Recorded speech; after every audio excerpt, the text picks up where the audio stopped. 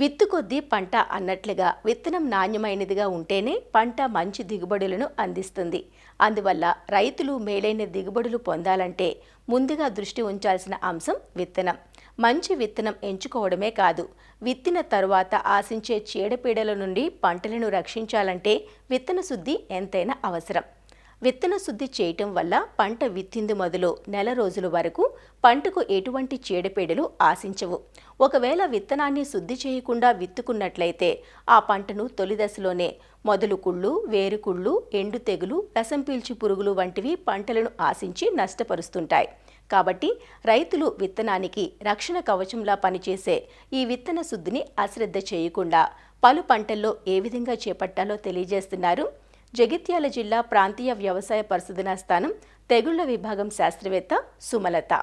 వరిలో ముఖ్యంగా ఆకుమచ్చ తెగులు అంటే అగ్గి తెగులు కానీ, తర్వాత గోధుమ రంగు మచ్చలు కానీ ఇవి రాకుండా ఉండడానికి విత్తన శుద్ధి ద్వారా పంటను మనం రక్షించుకున్న వాళ్ళం అవుతాము.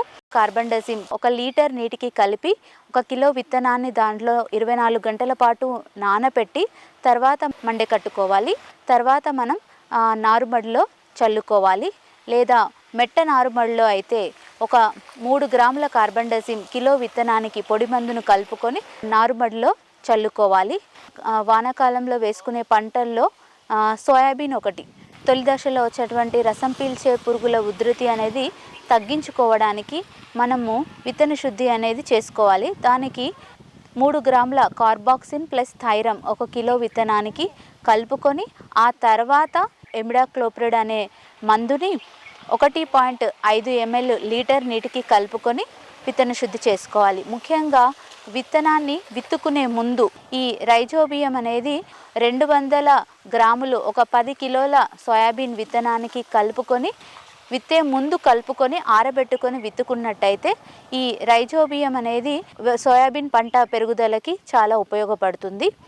కందిలో మనకు ప్రధానంగా ఫ్యుజేరియం ద్వారా వచ్చేటువంటి ఎండు తెగులు కావచ్చు, లేదా ఫైటాఫ్థరా ఎండు తెగులు కావచ్చు, వీటి నుంచి కాపాడుకోవడానికి ముఖ్యంగా కందిలో అయితే 10 గ్రాముల ట్రైకోడర్మాను 1 కిలో విత్తనానికి కలుపుకొని విత్తన శుద్ధి చేసుకోవాలి.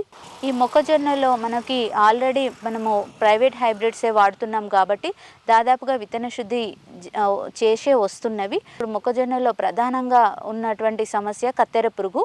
ఈ కత్తెర పురుగు నివారణకి వాటికి శాంట్రోనిప్రోనిల్ 5 ml లేదా థయోమిథాక్సామ్ 3 గ్రాములు కిలో విత్తనానికి పట్టించుకొని విత్తన శుద్ధి చేసుకొని విత్తనాన్ని విత్తుకున్నట్టయితే మనకు కొంతవరకు ఈ కత్తెర పురుగు ఉధృతి అనేది రాకుండా మనం కాపాడుకోగలుగుతాము.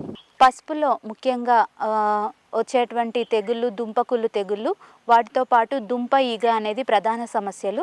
వీటిని నివారణకు మనము పసుపు వేసుకునే ముందు విత్తన పసుపుకి ముఖ్యంగా 3 గ్రాములు మెటలాక్సిల్ ప్లస్ మ్యాంకోజెబ్ కలిపినటువంటి మందును నీళ్ళలో కలిపి ఆ తర్వాత 2 ml క్లోరిపైరపాస్ని కలుపుకొని మనకు కావలసినటువంటి విత్తనాన్ని ఆ నీటిలో మందు ద్రావణంలో 30 నిమిషాల పాటు నానబెట్టుకొని తర్వాత తీసి నీడలో ఆరబెట్టుకొని విత్తుకున్నట్టయితే దుంపకుళ్ళు మరియు దుంప ఈగ వంటి సమస్యల నుండి మనం పసుపు పంటని కాపాడుకోవచ్చు. లేట్ ఖరీఫ్లో నువ్వుల పంట వేసుకునే రైతులు ఖచ్చితంగా విత్తన శుద్ధి అనేది చేసుకోవాలి. దానికోసం 10 గ్రాముల ట్రైకోడర్మా 1 కిలో విత్తనానికి విత్తన శుద్ధి చేసుకోవాలి. లేదు అని అంటే పెన్ఫ్లూఫెన్ ప్లస్ ట్రైఫ్లాక్సిస్ట్రోబిన్ అనే మందును 0.6 ml కిలో విత్తనానికి కలుపుకొని విత్తన శుద్ధి చేసుకున్నట్టయితే నువ్వుల్లో ముఖ్యంగా విత్తిన తర్వాత వచ్చేటువంటి డాంపింగ్ ఆఫ్ అనే తెగుళ్ళని నుంచి మనం కాపాడుకోవడానికి, తర్వాత వచ్చేటువంటి వేరు మరియు కాండం కుళ్ళు తెగుళ్ళు రాకుండా నువ్వు పంటను కాపాడుకోవడానికి ఉపయోగపడుతుంది.